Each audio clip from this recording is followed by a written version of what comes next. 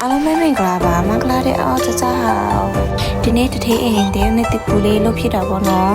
ဒါမှနဲ့ဆော့ဆော့စစ်စစ်လေးအလူလေးထားလုပ်ဖြစ်တော့ပေါ့နော်ဆန်ကိုလာပြီးဝိုက်ပါတယ်ဒါလူမဲ့ဘဲတွေပေါ့နော်ချက်တွေဘဲတွေတထေးအိမ်က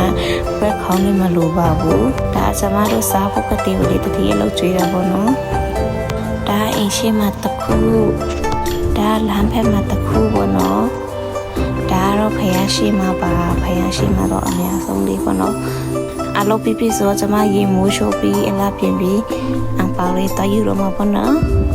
တတိယအံပေါပြီးမလားမသိပဲနဲ့ဟင်းဟင်းအလုပ်သမားတွေတရားဟောလာပြောပေါ့နော်အလုပ်ကောင်းမကောင်းဘူးဆိုတော့ဆိုတော့မဲ့ကျမတော့ကောင်းတဲ့ထဲမှာတော့ပါပဲအရင်ပူလို့ကျမအင်ကြီးလေးလိုက်ပါတယ်ပြီးအဖေလာရောပေါ့နော်ဒါကျမလေးပါ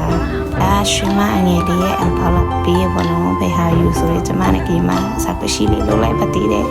ဘယ်သူအင်ရမလဲဆိုတော့ကျမရလိုက်ပါတယ်ပေါ့နော်ဒီနေ့ကျမနေမကောင်းတော့အတန်တော့ပဲဖြစ်နေပါတယ်ဒါကြီးမတခုရတာကျမလေးရတာပြီးဒါတော့တတိပေးတဲ့အဖေလေးပေါ့နော်လာရိုက်ထားကြတာပါဒီနေ့ဘလော့လေးကဒီလောက်လေးပဲအလုပ်ပဲပါ